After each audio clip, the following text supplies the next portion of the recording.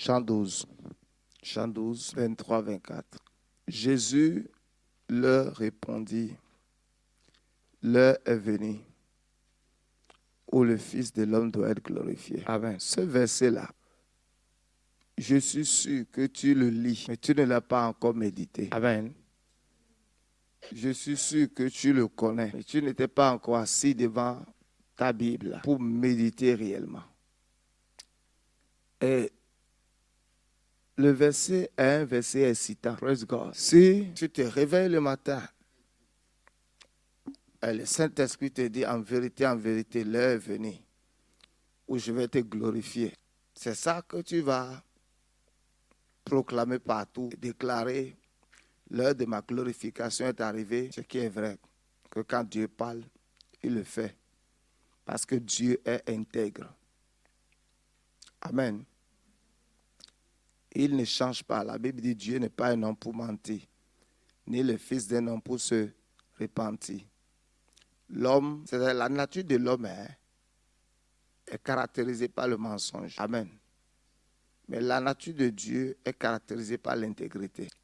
L'homme peut vouloir ne pas te mentir et se retrouvera dans des circonstances qui vont paraître comme il t'a menti. Si je te dis, attends, moi je viens à 14h00 et je quitte chez moi peut-être à 13h30. Et en cours de chemin, la voiture tombe en panne. Je vais te dire, bon, vraiment, excuse-moi, j'ai eu une panne de dernière minute, mais Dieu n'est pas comme ça. La Bible dit que tout homme soit reconnu pour faux et que Dieu soit reconnu pour vrai. Et la Bible dit quoi?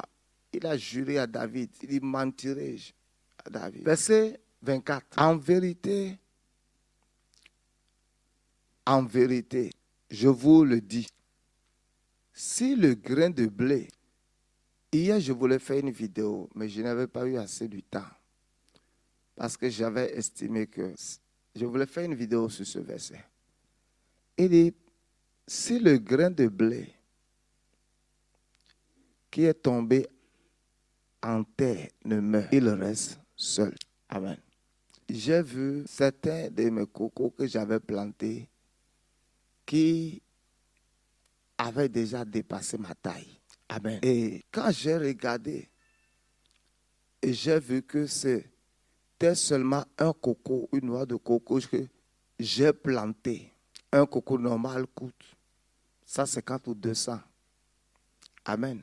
Mais l'arbre, si tu dois acheter, tu vas te priver de manger le coco de 200 là. Tu vas te priver de manger de ça. Tu vas mettre ça dans le sol. Ça va rester là 2 à 3 mois d'abord avant de germer. Et maintenant, je disais à ceux qui étaient avec moi, oh, bientôt j'aurai des cocos. Là, il y a d'autres qui dépassaient ma taille déjà. Et j'ai dit, waouh. Dans ce verset, Jean 12, verset 23 là, le coco là, avec ses corps, comment c'est dur quand c'est rentré dans le sol, avant que ça ne pousse correctement, les cocos vont disparaître. Tout. On ne verra plus de coco en bas. Maintenant, l'arbre est là. Et dans l'arbre, aussi longtemps que l'arbre va exister, j'aurai des cocos sur des années. L'arbre a commencé à avoir de beauté. Parce que c'est grand déjà. C'est le début de sa gloire. Mais sa réelle gloire commencera quand elle commencera à laisser des fruits. Certains d'entre nous, ce que nous appelons la gloire que nous voyons maintenant, ce n'est pas encore la gloire. Ce n'est que le début. Mais la gloire de Dieu commencera réellement à se manifester dans notre vie quand nous allons commencer à porter des fruits. Mais nous ne portons pas encore de fruits. Ou on ne porte que des prémices d'abord. Quand un arbre doit commencer à pousser des fruits, 1, 2, 3, 1, 2, 3, 4. Et nous sommes tous excités. Si nous devons porter des fruits, il y a 2 choses. D'abord, mourir à soi et mourir au péché. C'est 2 choses différentes. Et sur le même terrain, quand d'autres cocotiers ont pratiquement déjà plus de 1,50 m, D'autres ont toujours 35 cm et ont été plantés les mêmes jours. Et j'ai dit à ceux qui étaient avec moi, vous voyez tous les cocotiers là, c'est des différents chrétiens. Ils ont tous été plantés les mêmes jours. Regardez la taille de celui-ci. Il n'a pas encore 50 cm, mais il a été planté les mêmes jours que celui-ci, qui a cette taille. Ils m'ont dit, explique-nous ça. J'ai dit, ça c'est un mystère que je vais vous expliquer un autre jour. Nous pouvons recevoir les mêmes impositions de main. La Bible dit, les enfants d'Israël, quand ils sont sortis de l'Égypte, ils ont mangé la même nourriture spirituelle. Ils ont bu du même rocher qui était Christ. Mais ils n'ont pas connu le même développement spirituel. Pourquoi? Mourir au péché et mourir à soi. C'est quoi mourir au péché? Paul dit, je pense, hébreu. Donc, il dit, vous n'avez pas encore résisté jusqu'au sang. Mourir au péché est quoi? Ça veut dire quoi? C'est quand tu es en face du péché. Le péché que tu aimais avant. Quand tu es dans leur présence, you feel dead. Ça veut dire quoi? Le péché que tu aimais avant, quand tu es devant ces péchés, ton corps, ces péchés-là, ça ne dit plus rien à ton corps. C'est comme quand on prend un mort, on met un mort sur la table, un homme, et une femme belle pour laquelle ce type était troublé hier. Maintenant, on le met à côté du corps. Ou on met la fille à côté du corps. Et la fille ouvre sa poitrine et monte ça au corps. All the feeling is dead. All the feeling you have before sex, for money is dead. C'est ça qui est mourir au péché. Écoute-moi. You can pray. Tu peux prier d'ici jusqu'à Jamaïque. Si tu n'es pas encore venu là-bas, ça veut dire que tu n'as pas commencé à gémer. Parce que quand on prend le grain, on met dans le sol. Le grain, aussi longtemps qu'il ne gème pas, pour qu'il gème, la chaleur seule n'est pas suffisante pour que le grain puisse gémer. Non, il faut que la chaleur croisse l'humidité. Parce que quand vous mettez le grain dans le sol et c'est sec, ça ne va pas gémer. L'humidité plus cette chaleur, c'est ça qui produit la mort du corps, de l'enveloppe. Et l'enveloppe commence à se décomposer. Et la vie, c'est quand l'enveloppe-ci commence à connaître la mort, l'enveloppe du grain commence à connaître la mort, que la vie qui est dans le grain sort. Donc il y a une vie, il y a une gloire que toi et moi on contient. Cette gloire, c'est Christ. Mais pour que cette gloire puisse commencer à se manifester, il faut que quelque chose en nous puisse commencer à mourir. Qui est d'abord notre désir, notre envie pour le péché. Ça doit d'abord mourir. Ouais, les gens prient, mais dans leur corps, il y a encore la vie pour toutes sortes de péchés. Your body breathes sin. Ton corps respire le péché. There's feeling for sin. There's feeling for sin. C'est pour ça que Paul dit, je traite durement mon corps, de peur qu'après avoir prêché aux autres, je ne sois moi-même désapprouvé. Parce que Dieu honte les morts par les personnes vivantes. Tu ne peux que vivre la puissance de la résurrection quand tu n'as connu que la mort. Et c'est ça Paul dit dans Philippiens 3. La communion à sa souffrance a fait de connaître la puissance de la résurrection. Parce que la puissance de la résurrection se manifeste seulement quand on a connu la mort. Jésus a connu la puissance de la résurrection quand son corps a connu la mort.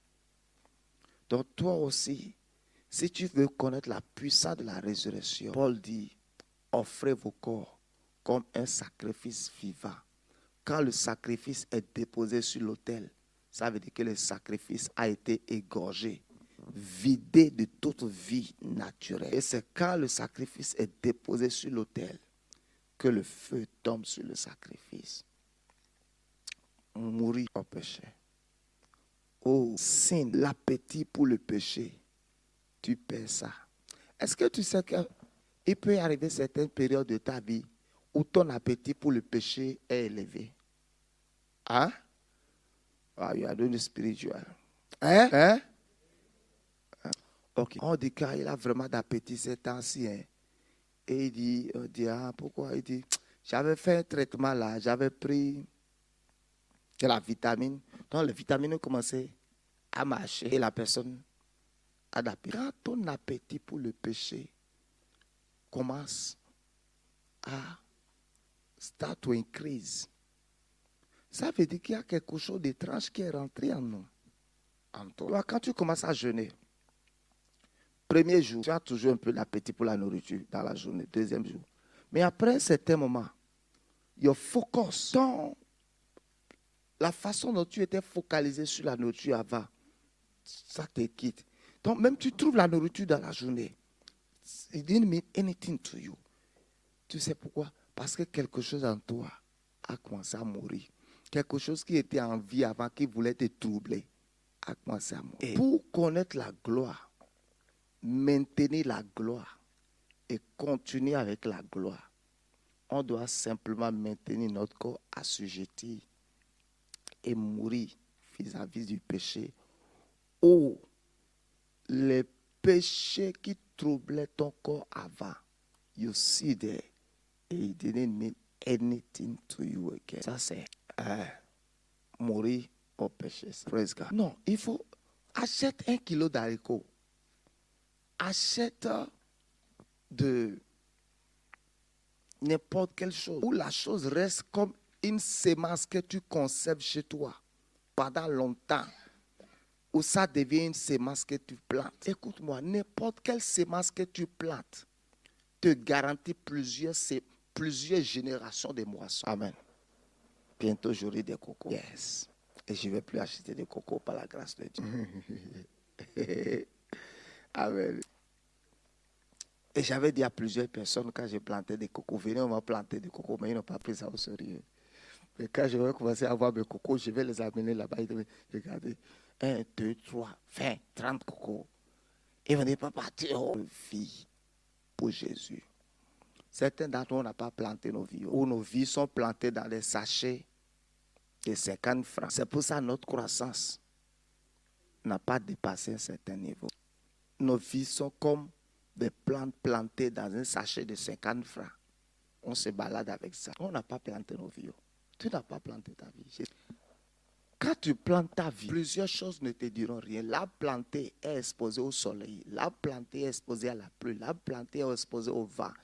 All these things didn't mean anything to him again. L'arbre planté, quelqu'un même peut passer à côté de l'arbre, tirer l'arbre, l'arbre se penche. Et c'est quelqu'un peut même passer là-bas, casser une branche. Quelqu'un peut vouloir utiliser un bâton, passer, prendre un couteau, casser une branche de l'arbre. Ça fait partie des expériences qu'un arbre planté vit, mais pas fini. Il deviendra grand. Tu n'as pas planté ta vie encore. Tu es toujours planté dans un sachet de 50 francs. Tu es planté, mais ta croissance est limitée à cause du sol, des conditions dans lesquelles tu as planté. Tes racines ne peuvent pas dépasser un sachet de 50 francs. Et tu ne peux pas porter de fruits. Amen. Mourir au péché. Ou tous les péchés qui circulaient dans ton corps avant, les péchés sur lesquels tu étais focalisé de façon permanente, les péchés qui, tu ne peux pas te contenir en face de ces péchés, en présence de ces péchés. Your body now est venu au centre de correction. Tu sais qu'il y a un centre de correction aux États-Unis, en Europe, non? Tu sais, certaines personnes les amènent dans les maisons de correction. Ton corps maintenant est venu à la maison de correction.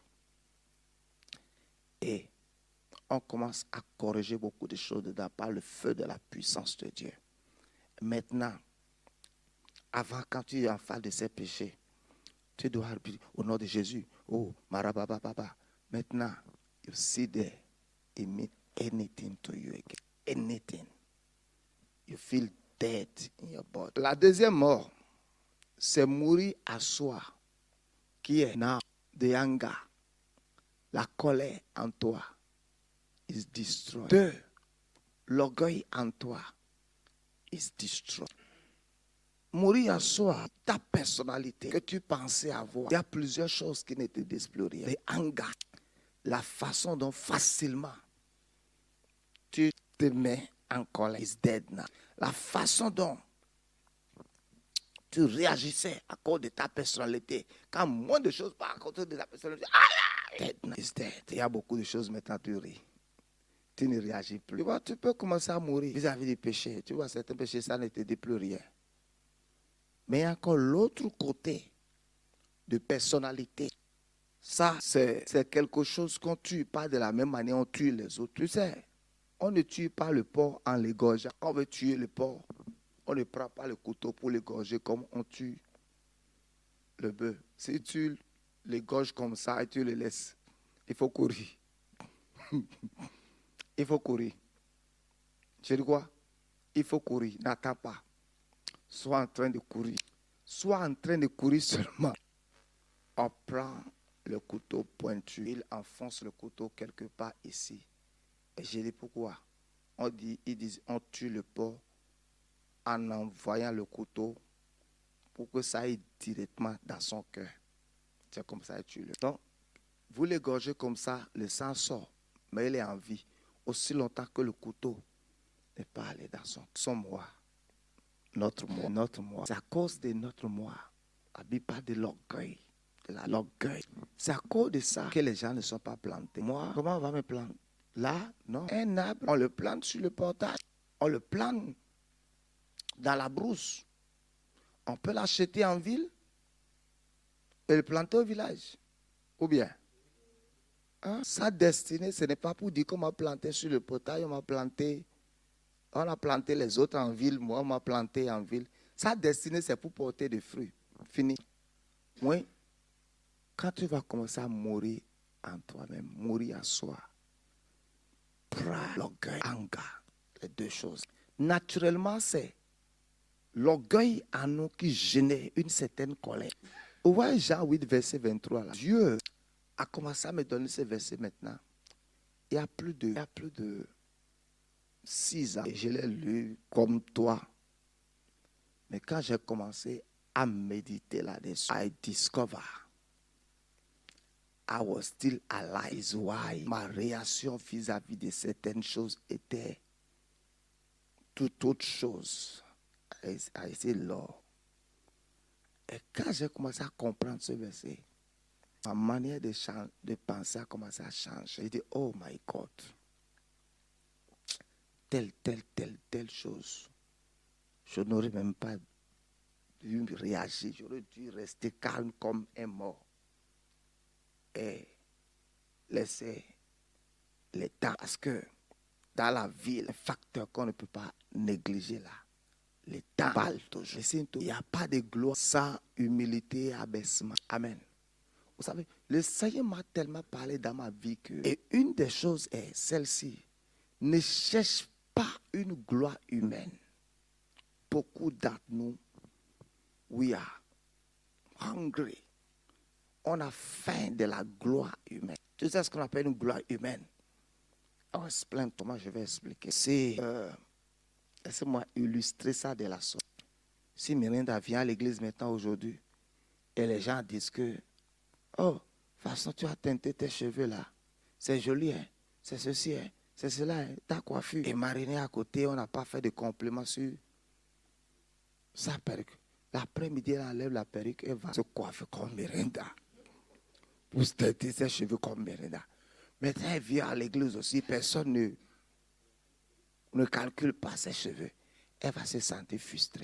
Nous sommes continuellement à la quête de la gloire humaine, l'approbation des hommes, l'acclamation des hommes, l'éloge des hommes.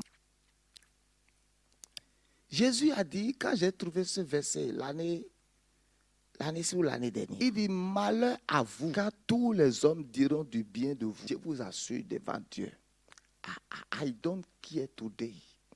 Je m'en fous aujourd'hui de ce que quelqu'un dit sur moi. Jésus a dit, malheur à moi si tous les hommes disent du bien de moi. Il dit, c'est ainsi qu'ils ont traité certains prophètes. Il dit, malheur à toi si tous les hommes disent du bien. Mettez-vous le verset sur l'écran. Il dit malheur, comme je ne veux pas être mauvais, il dit malheur à vous. Matthieu, mourir à soi. Mourir à soi. Ouais, il y a certains versets, quand tu les médites, quand tu les lis, à chaque moment que tu les lis là, ça coupe quelque chose en toi. Luc 6, 26. Malheur, lorsque tous les hommes diront du bien de vous, car c'est ainsi qu'agissait le Père à l'égard des faux prophètes. Tu vois, une génération fausse qui est sortie d'une génération fausse vient maintenant pour donner les compléments à une génération fausse des prophètes. Il dit ce genre de choses. C'est ce que le Père disait à l'égard des faux prophètes. L'éloge des gens, l'éloge des gens, l'éloge des gens. Il dit malheur à vous, car tout le monde dira du bien de vous. Alors, venez à la gloire, mourir envers le péché, mourir à soi, ou l'orgueil de la you, your you is dead, ton moi est mort. Beaucoup de réactions est juste une expression de l'orgueil qui émane de l'homme. Est-ce que tu penses que l'humilité n'est pas l'humilité?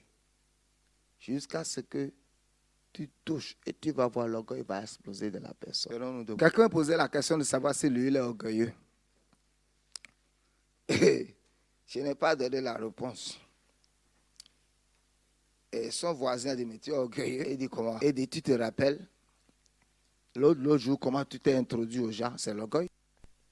Amen. Si par exemple tu viens dans cette salle maintenant et tu es le cousin du chef de l'État que personne ne connaît et que tu restes dans l'anonymat comme ça, sans qu'on ne te donne ce traitement du cousin du chef de l'État, peux-tu accepter de rester dans l'anonymat là, dans cette église là, sans que personne ne sache? Ou bien même, tu veux que les gens puissent connaître, mais pas dans le but d'être utile, mais pas dans le but humain. C'est-à-dire, oui, bonjour, comment ça va?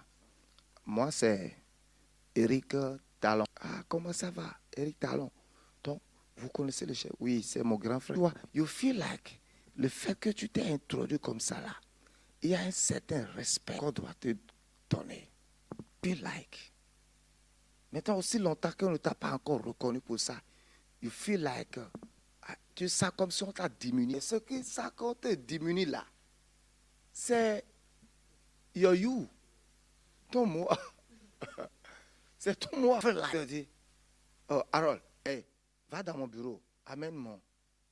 Il va dire, à la fin du culte, il va dire à son mari, tu as vu comment papa à mon bureau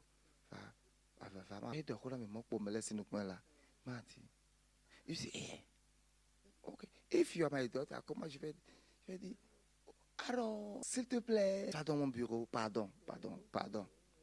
Isaïe, Bible, tu vois, pardon, Harold, pardon. Dieu, il dit, Aristide, mon fils, lève-toi, descends à Samarie. Aristide, mon fils, lève-toi, s'il te plaît, pardon, je t'en supplie. Descends à Samarie pour prêcher. Praise God. Dieu vous dit, parfois, quand vous dites Dieu m'a parlé, je n'ai qu'à vous. Comment tu peux savoir la parole qui te parle? Quand parfois c'est Dieu qui te parle, tu vas dire, Miranda, ma fille. Quand la voix vient seulement dire Miranda, il faut que ce soit. Maintenant aussi, si tu n'es pas né de nouveau vrai dans l'église, Satan va aussi t'appeler Judicaël, mon fils. Mais si tu es né de nouveau, Satan ne peut pas te dire, Harold, ma fille, lève-toi. Et dès maintenant, commence à faire ça dans ma maison. Il va dire, Harold, ma fille, s'il te plaît, je t'en supplie. Tous les samedis matin, quelqu'un nous dit, assez affiché. Si tu as quelqu'un vite au quelqu'un assez samedi le bi ne analyse à quoi tu veux aïboua de pour un ya ou pour ça c'est les enfants qu'on dit faire exercice ils vont acheter biscuits. Ceux qui sont des étudiants, des responsables, les gens qui cherchent leur avenir, on ne les donne plus pour faire les trucs là. Vous voyez, c'est les choses comme ça qui nous frustrent. C'est les choses comme ça qu'il faut qu'on est offensé. Les 75% des gens à l'église sont offensés. On était en plein culte. Papa nous a dit de nous lever. Et je me suis levé. Papa nous a dit de nous saluer. Et Samuel m'a vu et il a tourné vers Marc. Quand papa dit encore, il a tourné vers Marc. Il a tourné vers Marc. Et c'est comme s'il a quelque chose contre. Dis-moi, oui, oui. Offensé. Hein? Une autre chose qu'on a dans l'église, c'est l'envie. Et l'envie l'un envers l'autre. Je disais à maman, tu as vu cette personne-là. Hein? Son problème, c'est l'envie vis-à-vis de telle personne. C'est ça qui le rend comme ça. C'est l'envie. Je disais ça. Tu as vu telle personne. Son problème, voilà. Son problème, c'est l'envie vis-à-vis d'un tel. Et tu vas croire que c'est quelque chose de spirituel. Il n'y a rien de spirituel là-bas. C'est l'envie qui le pousse à ça. Yes. L'envie. L'envie. On s'envie les uns et les autres. Et l'envie peut vous pousser à détruire quelqu'un. L'envie peut vous pousser. Tu vois, si par exemple maintenant, je viens ici et tous les jours que tu viens, on fait l'éloge de ton mari, on ne fait pas toi ton éloge, on fait l'éloge. Ça va juste te pousser à venir montrer qu'il est un mauvais mari à la maison pour que les gens ne le conseillent. Quand tu vois, il dit,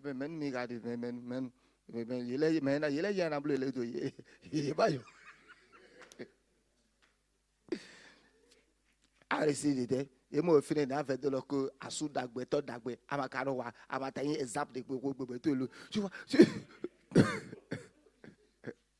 tu vois, pour frustrer tout, tu vois, because you feel like, écoutez, beaucoup de nos actes, parfois même spirituels, émanent de l'envie. Tu as vu, tu es allé assister à un mariage, et après le mariage, tu as resté, tu as réfléchi jusqu'à le lundi qui a suivi, tu es rentré en jeûne. Non pas même avec un cœur pur. L'envie. C'est l'envie qui fait que les gens se sabotent, se détruisent. You feel like celui-ci est plus honoré que toi. L'envie. Écoute ceci. Dans un champ, il y a plusieurs arbres qui sont plantés. Chacun porte ses fruits. Chacun porte. Si je ne porte pas mon fruit en novembre, et lui porte son fruit en novembre, et mes fruits ne sont pas mûrs. Quand les gens vont finir de manger ces fruits, moi, mes fruits vont sortir. Ça ne veut pas dire qu'il a plus de fruits que moi. Elle a commencé à donner des fruits plus que moi. J'ai commencé. Le temps qu'on a mangé ses premiers fruits, moi, mes fruits sortent. On commence à manger les miens. Le temps qu'on ne mange pour lui, moi, mes miens commencent à sortir. We are trouble ourselves. Tu as beaucoup de choses qui sont dans ton cœur. C'est comme des charbons à dents de feu que tu as mis dans ton vêtement qui te brûle. Ouvre ton vêtement, laisse-les tomber. Dieu m'a dit un jour, les hommes, Dieu va susciter des hommes et des femmes qui vont rechercher ta faveur. Les pauvres cherchent la faveur des riches. Mais quand Dieu te dit que les plus riches vont chercher ta faveur, ce qui veut dire que Dieu va te donner l'argent, va te donner quelque chose que l'argent ne peut pas acheter, que les gens vont chercher. Ça n'a qu'à être ainsi pour toi. Va méditer ça dans Psaume 45. Les plus riches du peuple rechercheront ta faveur. Soyez bénis.